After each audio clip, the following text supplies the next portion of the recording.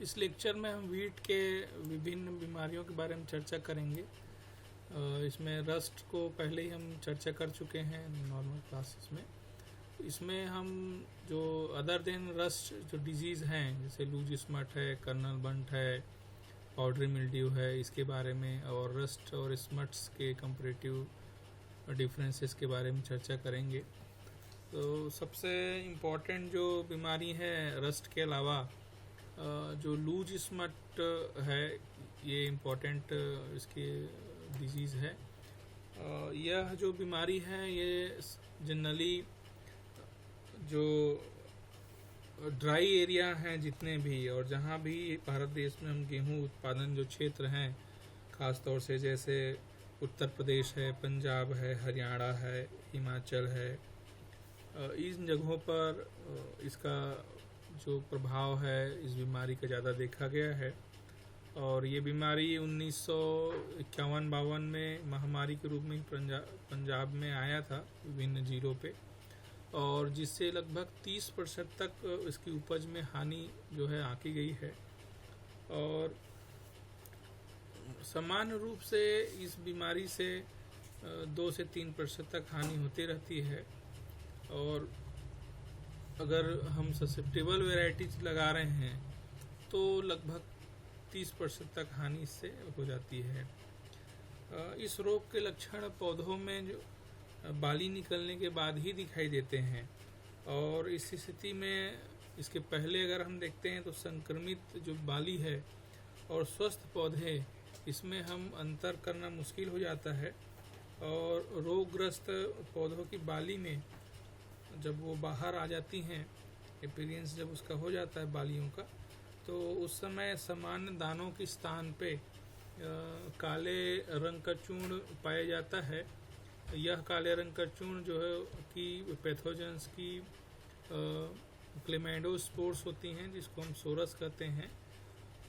शुरुआती अवस्था में यहाँ जो सोरस है एक पतली और जो चमकदार झिल्ली से ढकी होती है। इस तरह से झिल्ली से वो शुरुआत में ढकी होती है, और जो कि कुछ समय के बाद वो जो मेम्ब्रेन है पतली झिल्ली वो फट जाती है, और इसके कारण जो क्लेमाइडोस्पोर्स हैं वो हवा में फैल जाते हैं, और जिसके कारण हमको पूरे आसपास ये काला चूर्ण जैसा दिखाई देने लगता है। पूरी उसकी बाली जो है काला काला हो जाता है। और ये जो पैथोजेंस है वो स्टेरोगोनिडा ट्रिटिसी के कारण होता है। और इसका जो आइडेंटिफाई कैरेक्टर होती है, इसमें जो माइसीलियल होती है वो प्रारंभ में जो रंगहीन होती है, बाद में ये भूरे रंग के हो जाती है, और ये सेप्टेट होती है।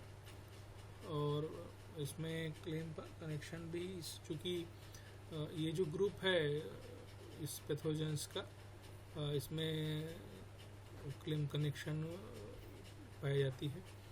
जो सोरी होती है वो आपके विथआउट प्रीडियम होती है, और ब्लैक डस्टी जो टिलियो स्पोर्स हैं वो जो है एक सिल्वरी मेम्ब्रेन से ढकी होती है। यानी जो उसका क्लेमाइडोस्पोर्स जो हम सिम्टम्स में बता रहे थे कि जो सोरस होती है, स्पोर्स जिसको हम कहते हैं, कंड बीजाणु जिसको कहते हैं, वो ऐसे ढकी हुई होती है गोल भित्ति से, और ये गोलाकार या अंडाकार होती हैं। और इसमें छोटे छोटे जैसे टिलियोस्पोर्स है, ये स्फेरिकल या ओवल थिक वॉल्ड होती है, ब्राउन या लाइटर कलर की होती है। क्लेमाइडोस्पोर्स जो है वो स्पाइनी होती है वन साइड्स पे, और सिंगली प्रोड्यूस होती है। स्पोडिया जो है यूनिक्लेट होता है, ovate to oblong colour shape में होती है। और सेकेंडरी स्पोडिया से ये बडिंग्स के द्वारा ये बनती हैं। और तो ये इसकी मेन एटियोलॉजी इस पैथोजेंस का होती है। जो डिजीज साइकिल है वो पैथोजेंस के, चूँकि ये पैथोजेंस जो है इंटरनल सीड बॉर्न होता है। तो ये पैथोजन जो है सीड के एम्ब्रायो और स्कूटिलम में सरवाइव करती है, और जैसे सीड जर्मिनेट होती है तो पैथोजन जो है वो एक्टिव हो जाता है और सिस्टम में रूप में ही इनसाइड जो वीट प्लांट में ये सरवाइव्स करती हैं, वहाँ पे एक्टिव ग्रो करती हैं। और प्रीमेच्योर पेनिकल्स में ये इन्फेक्शन होती है, और फाइनली जब वो ग्रेन को वो बंच में पूरे क्लेमाइडोस्पोर्स के रूप में वो उसको रिप्लेस कर देती है।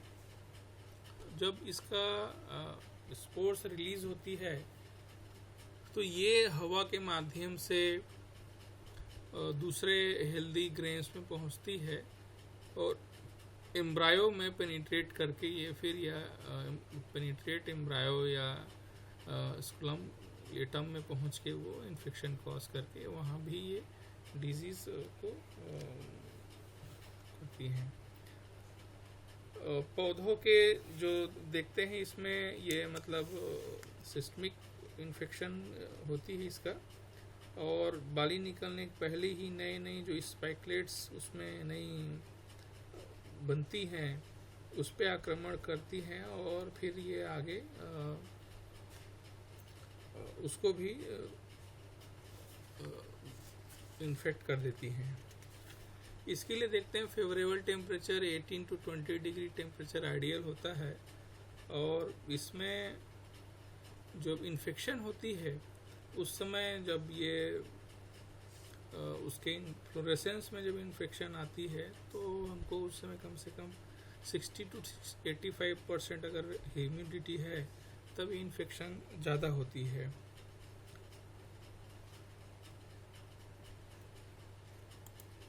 इसके मैनेजमेंट के लिए महत्वपूर्ण है कि जो हम सीड ले रहे हैं वो अनअफेक्टेड एरिया से लें और सर्टिफाइड होना चाहिए। सीड ट्रीटमेंट इसका हम विटावेक्स से करें या विटावेक्स पावर से 2 ग्राम पर केजी सीड से।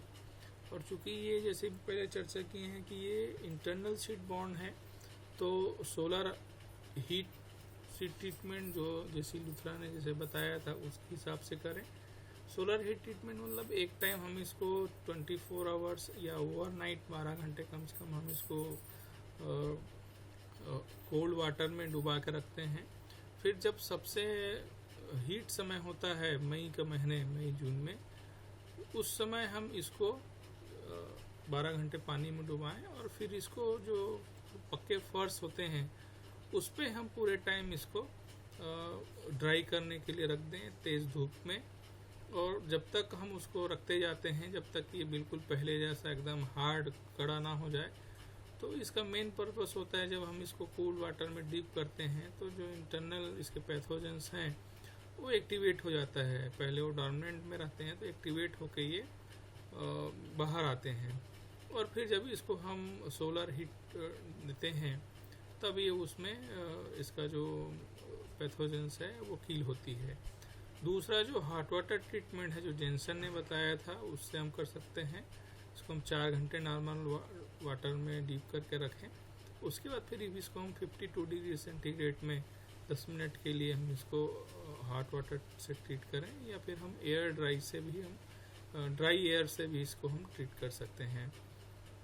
रेगुलर इसको मॉनिटरिंग करते रहें फील्ड में, और ऐसे इसमें पेनिकल्स हमको अगर दिखाई देते हैं तो हम सावधानी से पॉलीथीन बैग्स में इसको कलेक्ट कर लें और हम इसको दूर कहीं इस डिस्ट्रॉय करें। कुछ रेजिस्टेंस वैरायटी इसके लिए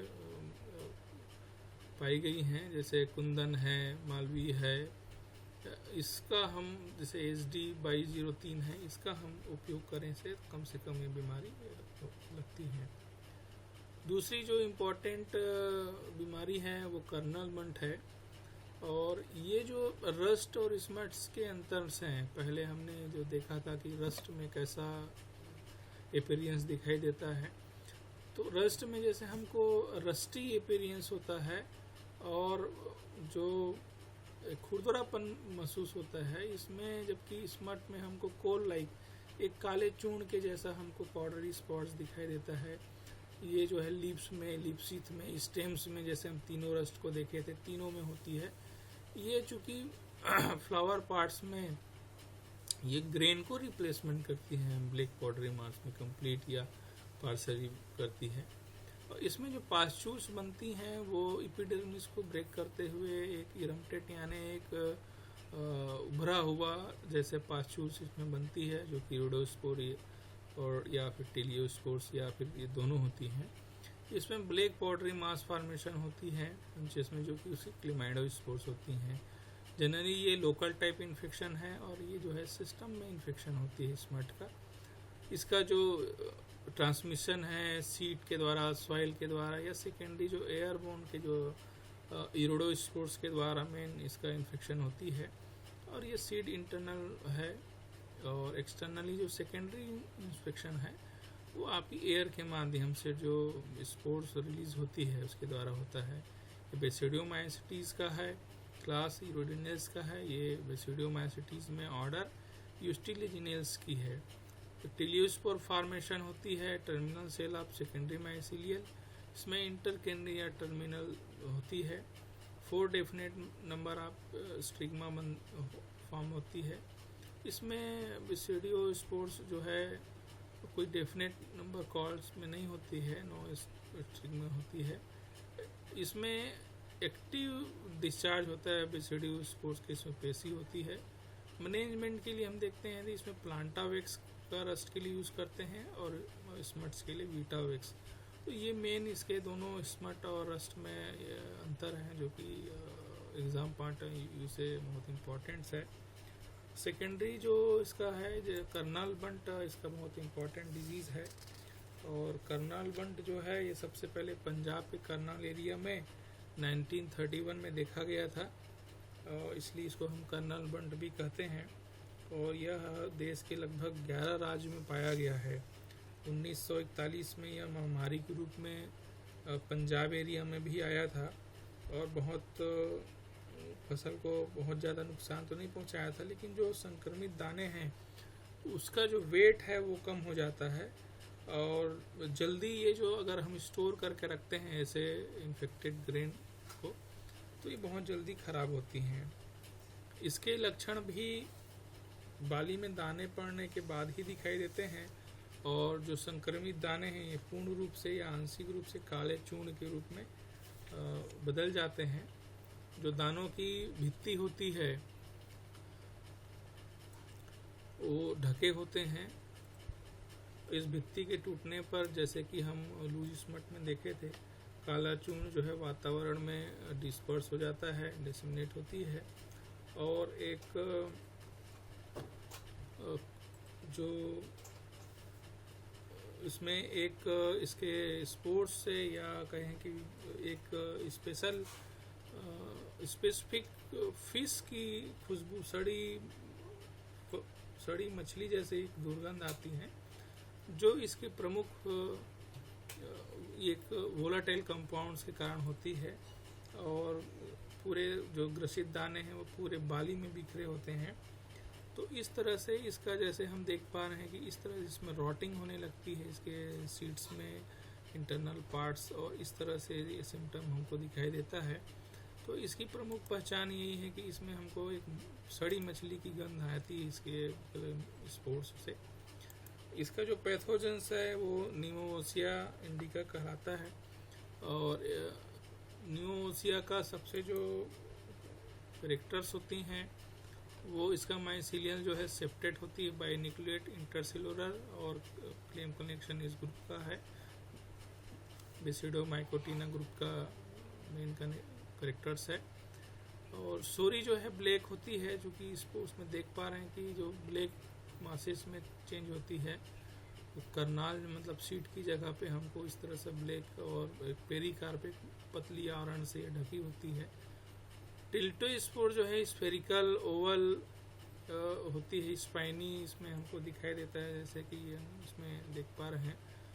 हाईलाइन या लाइट कलर्स की होती है, कर्व्ड होती है with thin hyaline membrane, long pedicel like appendages इसमें दिखाई देता है। और स्प्रोडिया जो है फिलीफॉर्म या नेडल शेप्ड होती है, कर्व होती है वेरियस। फ्यूजिन पेयर और एस शब्द होती है इसका स्पोरोडिया जो है, ये इसका मेन कैरेक्टर है। इस टाइप से आपको अपेंडिजेस उसमें लॉन्ग पेडिकल अपेंडिजेस दिखाई देता है। ये जो पैथोजेंस है ये सीड, और चूंकि ये सीड्स को ही रिप्लेस करती है तो सीड्स और सॉइल दोनों के द्वारा ये पैथोजन सर्वाइव होता है। प्राइमरी इन्फेक्शन जो है तो सॉइल में क्लेमाइडोस्पोर्स होती है, उसके द्वारा ये इन्फेक्शन कॉज होती है। और जर्मिनेशन के बाद बहुत सारे न्यूमरस पोडिया बनाती है, क्योंकि एयरबॉर्न के माध्यम से ये प्रीमेच्योर पेनिकल में इन्फेक्शन कॉज करती है। और फाइनली जो ग्रेन है वो एक ब्लैकनिंग सिम्टम्स दिखाने लगती है due to presence of chlamydospores के कारण। तो इस तरह से उसका इन्फेक्शन कॉज होती है। इसके लिए फेवरेबल कंडीशन हुई होती है कि टेम्परेचर जो है 18 से 22 डिग्री टेम्परेचर का, और जनरली ये जो टाइम है उसमें रिलेटिवली 70 डिग्री टेम्परेचर हो। और इसमें जब इसका जो फ्लावरिंग जब होती है उस समय अगर हल्की बारिश हो रही है, जैसे कि हम राइस के केस में भी देखते हैं फॉल्स स्मट में, कि फ्लावरिंग के समय अगर हल्की बारिश हो रही है तो ये डिजीज़ को फेवर करती हैं। और अगर हम उस समय अधिक सिंचाई और नाइट्रोजनस फर्टिलाइज़र दे रहे हैं तो ये डिजीज़ जो है बहुत ज़्यादा बढ़ती है। और ये जो ख़ास तौर से जो फरवरी मार्च का जो समय होता है उस समय जो फ्लावरिंग टाइम्स होती है, इस टाइम अगर ये फेवरेबल कंडीशन मिलती है तो फिर ये डिजीज़ जो है सबसे ज़्यादा नुकसान करती है। इसके मैनेजमेंट के लिए भी हम सीड्स को ख़ास तौर से हमको अच्छे सोर्स से लेना चाहिए। सीड ट्रीटमेंट जो विटावेक्स से या विटावेक्स पावर से 2.5 ग्राम पर केजी के सीड्स के हिसाब से हमको इसको यूज़ करना चाहिए। जैसे कि पिछले हम बताया कि solar heat treatment, hot water treatment इसके लिए भी रिकमेंडेड है, चूँकि ये सॉइल बोर्न भी है और इसका इन्फेक्शन इससे प्राइमरी इसी से होती है। तो सीड जो डीप समर प्लोइंग इसके लिए फेवरेबल है। डीप समर प्लोइंग करते हैं तो ये डिजीज़ के मैनेजमेंट को फेवर करती हैं। सॉइल सोलराइजेशन भी इसके लिए इफ़ेक्टिव है, जो कि सॉइल में इनोकुलम्स हैं जो पैथोजेंस के, उसके मैनेजमेंट के लिए। और क्रॉप रोटेशन भी इसके लिए अच्छा है। ग्रीन मैन्योरिंग हम इसके लिए कर सकते हैं। इरिगेशन जो फ्लावरिंग के पहले हमको करना चाहिए, और फ्लावरिंग के समय इसमें हमको इरिगेशन नहीं देना चाहिए। तो फ्लावरिंग के जस्ट पहले ना हो और उस फ्लावरिंग पीरियड में नहीं होना चाहिए, इसके पहले हम दे सकते हैं। और अगर फ्लावरिंग के समय हमको अगर हम प्रोपिकोनाजोल 2 ml पर लीटर के हिसाब से एकदम शुरुआती अवस्था में हम अगर करते हैं तो ये इन्फेक्शन को मिनिमाइज़ करता है। कुछ रेजिस्टेंस वैरायटी है, जैसे यूपी 270 है, 368 है, SD 2222 है, इसका हम उपयोग करने से ये बीमारी कम से कम होती है। अनदर जो सबसे इसकी महत्वपूर्ण बीमारी है ये है अल्टरनेरिया ब्लाइट है। ये अल्टरनेरिया ब्लाइट बहुत सारे भारत देश के एरिया में, जैसे बिहार, उत्तर प्रदेश, आंध्र प्रदेश में होती है, और जहाँ ये वीट ज़्यादातर लिया जाता है। और ये 1924 में इसको हम पाया गया था, और इसकी व्यापकता भी धीरे धीरे बहुत सारे एरिया में बढ़ रही है। कुछ एरिया में ये 1964-65 में, 66-65 में ये महामारी के रूप में भी देखी गई थी। इसमें जो प्रमुख जो इसका डिजीज़ है सिम्टम, वो वीट प्लांट में 7 से 8 दिन पुराने, वीक पुराने प्लांट्स में दिखाई देता है। और सीवियर जो है ये क्रॉप मैच्योरिटी के समय हमको दिखाई देता है। इसका जो फर्स्ट सिम्टम्स हैं वो हमको स्मॉल ओवल डिस्कलर्ड लीजन के रूप में हमको इस तरह से लीजन के रूप में दिखाई देता है, जो बाद में dark brown to grey colour में बढ़ने लगता है। और इसका सबसे है सराउंडिंग, जो इस स्पॉट के सराउंडिंग जो है ब्राइट येलो मार्जिन आप इसमें दिखाई देता है। तो ये इसका प्रमुख चीफ सिम्टम है। और ये फिर बाद में ये जैसे जैसे प्रोग्रेस होता है, लीजन आपस में मिलते जाते हैं और ये पूरी इंटायर लीफ को कवर कर लेती है। तो इस तरह से देखेंगे कि लीजन आपस में बढ़ते बढ़ते एक दूसरे को कवर करके पूरी पत्ती को ये ड्राइंग करने लगती है। टिप से प्रीमेच्योर इसमें जो लीजन है वो फिर बनती है और ब्लैक पॉड्रिकोनिडिया जो है वो उसमें दिखाई देती हैं। तो इस तरह से ये फिर आपके लीफ शीथ में, स्टेम्स में भी और इसके वोन्स में, ग्लूम्स में हमको, और अगर इन्फेक्शन इसमें होती स्पाइक्स में तो ये प्री एंथेसिस स्टेज में होने लगती है। इस तरह से पूरे पत्तियां जो हैं उसकी बर्न होके एक झुलस जैसे दिखाई देने लगती हैं और झुलसी दिखाई देती हैं। और जितने भी उसके लीफ शीथ है, बाली है, ग्लूम है या ऑन कहें, जो यहाँ पे भी संक्रमण इन्फेक्शन होता है। और जैसे अगर नमी मिलता है तो संक्रमित भाग में फिर पैथोजेंस के जो आपको बता रहे थे कि ब्लैक चूर्ण जैसे दिखाई देने लगती हैं और पत्तियां जो है उसकी ड्राई होके गिरने लगती है। ये अल्टरनेरिया ट्रेटिसिना के कारण होती है, अल्टरनेरिया जीनस के कारण। जैसे पहले भी हम लोग बताए हैं, चर्चा किए हैं दूसरे क्रॉप्स में। अल्टरनेरिया जो पैथोजेंस होता है तो उसका की कैरेक्टर होता है कि जो कोनिडियोफोर में कोनिडिया बनता है वो एक्रोपिटल होता है, और सिंगल या चेन्स में बनती हैं और एक्रोपिटल होती है सक्सेशन में। यानी एक्रोपिटल यानी ऊपर नया और बेस पे पुराना होता है कोनिडिया। डार्क कलर होती है, म्यूरिफॉर्म होती है, यानी इसमें दोनों तरह के सेप्टा, ट्रांसवर्स सेप्टा और लॉन्गिट्यूडिनल सेप्टा दोनों पाया जाता है। इसमें 5 से 10 ट्रांसवर्स सेप्टा होते हैं और कुछ लॉन्गिट्यूडिनल सेप्टा यानी खड़ी और हॉरिजॉन्टल दोनों तरह के सेप्टा होते हैं। इसका जो कोनिडियोफोर होता है वो शॉर्ट होता है और डार्क कलर होता है, सिंपल होता है।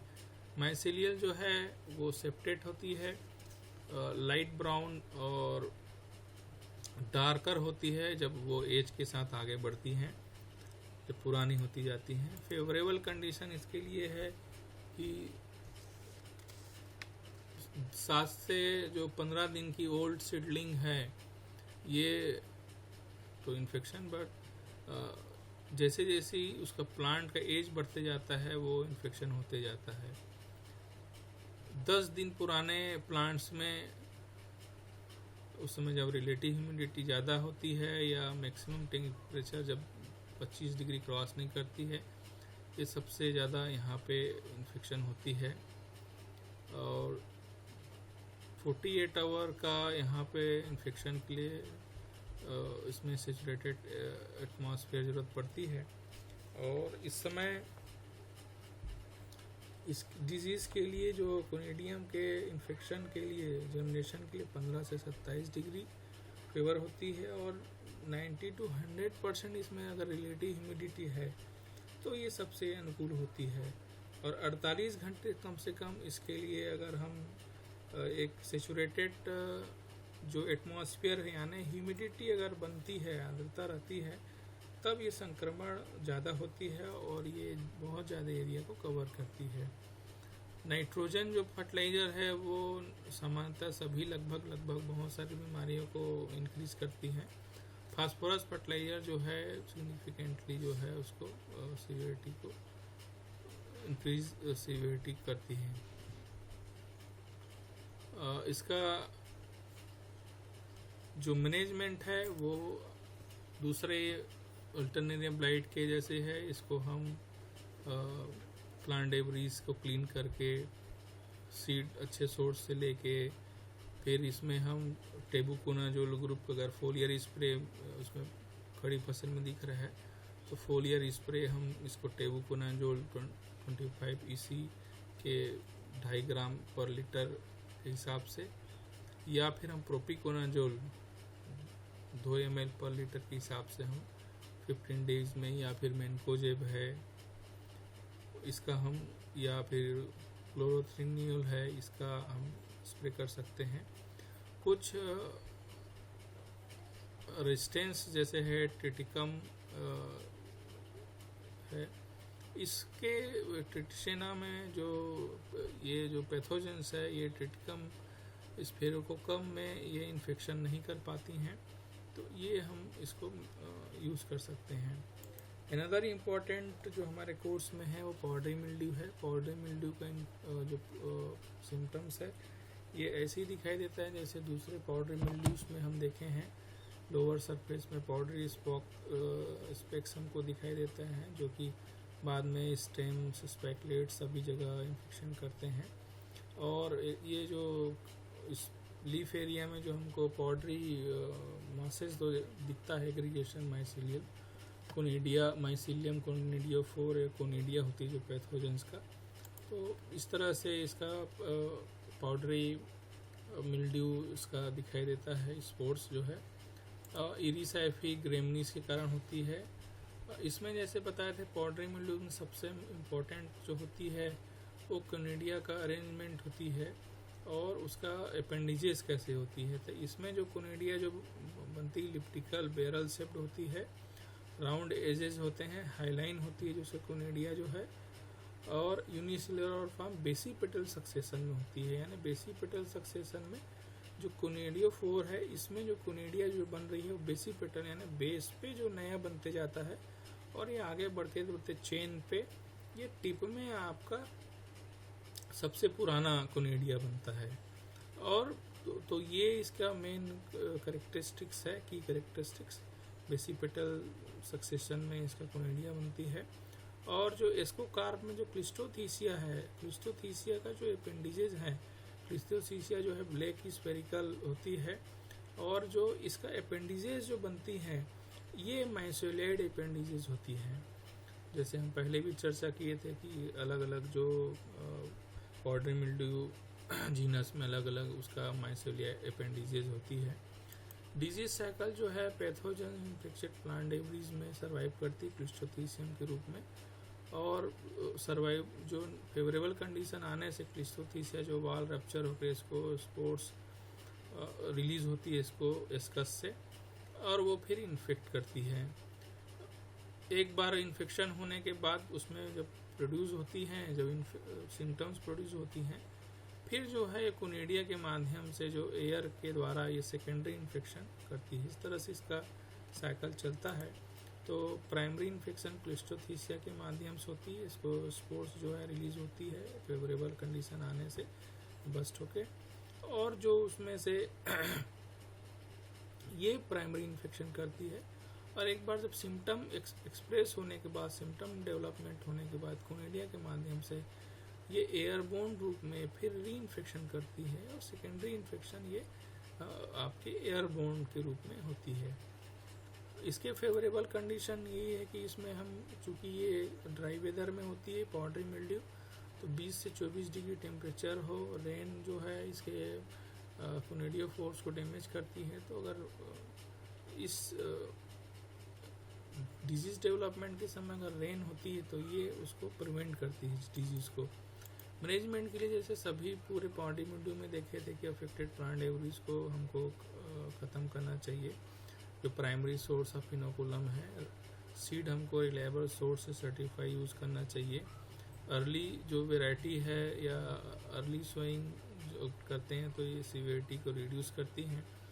और सल्फेक्स जो है, सल्फर बेस्ड जो सल्फेक्स है फंजीसाइड्स, ये हमको यूज़ करना चाहिए। जैसे सल्फेक्स 3 ग्राम, या हम अगर केराथेन यूज़ कर रहे हैं तो 1 ग्राम 1 से 2 ग्राम पर लीटर हमको यूज़ करना चाहिए। डिजीज़ की सीवियरिटी के हिसाब से 10 से 12 दिन में हमको दोबारा इसका छिड़काव हमको करना चाहिए। तो इस प्रकार से ये सारी जो डिजीज़ है वीट की, ये से कवर होती है।